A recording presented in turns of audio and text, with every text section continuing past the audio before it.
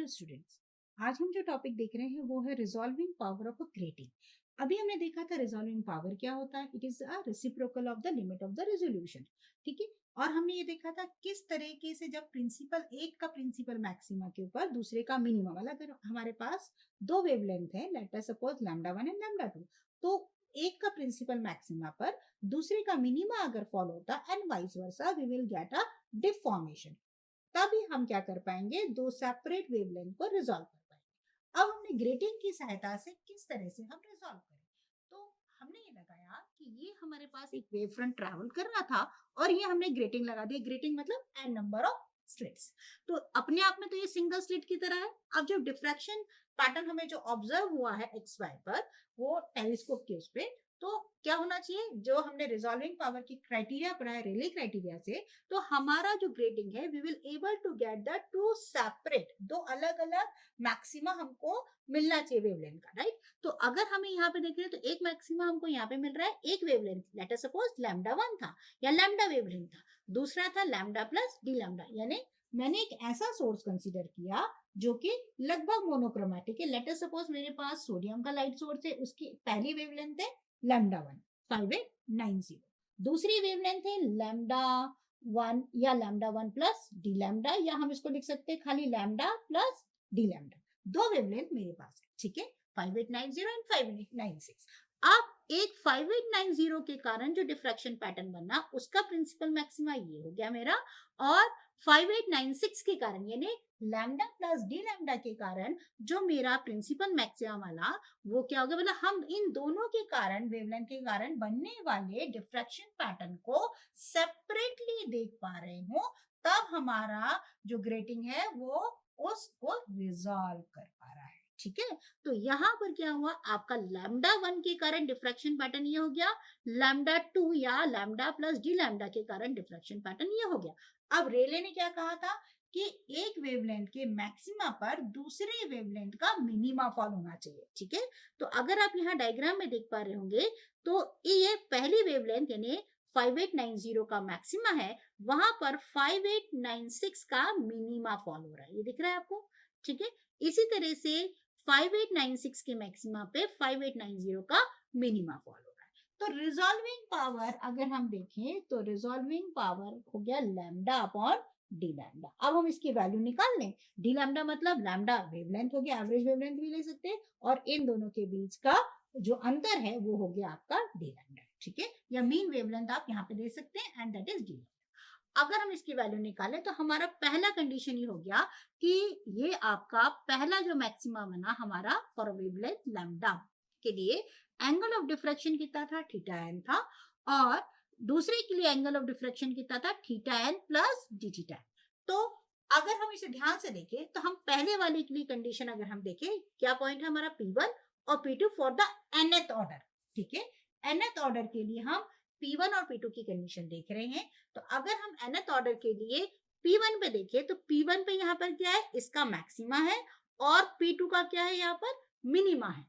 तो हम equation for a maxima अगर लिखना चाहते हैं, फॉर मैक्सिमा एंगल कितना है, थीटा एन है, वेवलेंथ कितना है, लैम्डा है। ठीक है। तो आपको लास्ट क्लास याद होगी जब हमने ग्रेटिंग के लिए डिफ्रैक्शन की इक्वेशन लिखी थी, तो अगर आपको याद हो तो हमने क्या लिखा था, फॉर अ मैक्सिमा था आपका E plus D sine theta is equal to N lambda. E और डी क्या था, ई था आपका, या ई प्लस डी था ग्रेटिंग एलिमेंट, जिसे हमने कहा था width of an opaque and width of a transparent. तो हम क्या लिख सकते हैं, for a maxima E plus D of sine of theta की जगह क्या लिखा है मैंने, nth ऑर्डर के लिए लिया है, तो कितना एंगल है डिफ्रैक्शन का, theta N is equal to N lambda, plus minus n lambda लिख सकते हैं हम। ये इक्वेशन होगी मैक्सिमा के लिए।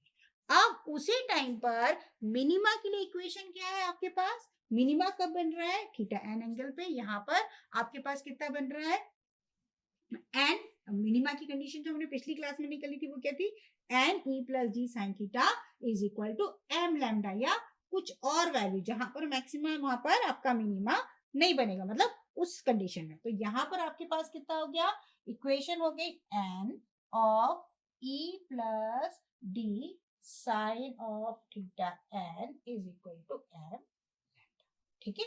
अब हम इसको क्या करेंगे, सॉल्व करेंगे और हम निकालेंगे दोनों P1 और P2 की कंडीशन से और फिर हम फाइंड आउट करेंगे value of lambda upon d lambda.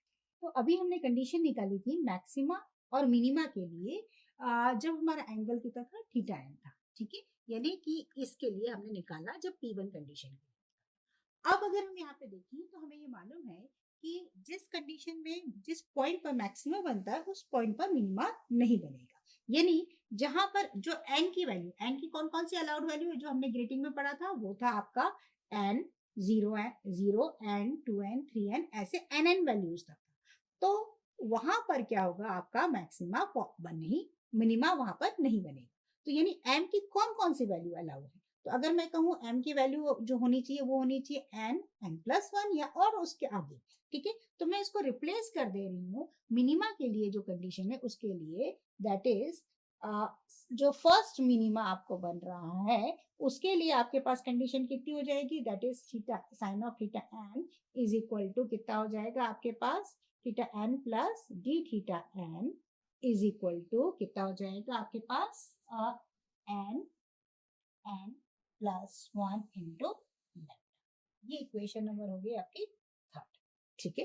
अब हम उसी पर मैक्सिमा की बात करें तो हमारा जो मैक्सिमा की कंडीशन होगी वो क्या होगा आपके पास, जब थीटा एन, यहाँ मतलब यहाँ जो एंगल कितना है theta plus D theta n है, उस कंडीशन में हमारे पास जो मिनिमा की कंडीशन होगी वो क्या होने चाहिए, ठीक है, या मैक्सिमा की कंडीशन क्या होनी चाहिए। तो मैक्सिमा की कंडीशन क्या होगी, जब एंगल कितना है theta plus D theta n है, तो मैक्सिमा की कंडीशन वैसे नॉर्मली क्या होती है, ए प्लस बी या ई plus D sine of theta.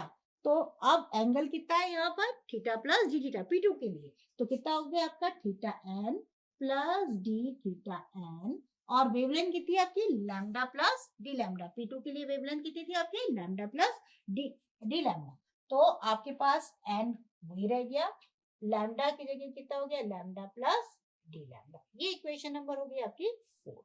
अब मैं क्या कर रही हूँ, इसके अंदर इक्वेशन नंबर 4 में मल्टीप्लाई कर दे रही हूँ एन का ऑन बोथ द साइड। तो क्या हो जाएगा, इक्वेशन हो जाएगी आपके पास N of E plus D of sine of theta N plus D theta N as it is, that is equal to N lambda, और हाँ ये capital N lambda plus D lambda, equation number 5, ठीक है।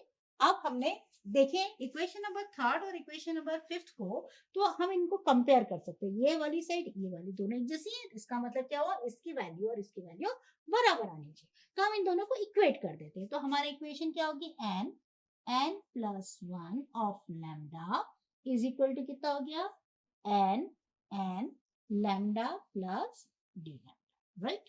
तो अब हम इसको जरा सॉल्व कर लेते हैं, तो हमारे पास क्या हो जाएगा n n lambda plus lambda is equal to n n lambda plus n n d, right, good. अब अगर आप देखेंगे तो ये वाली साइड और ये वाली साइड हम कैंसिल आउट कर सकते हैं, तो हमारे पास क्या बचा lambda is equal to n n d lambda, right.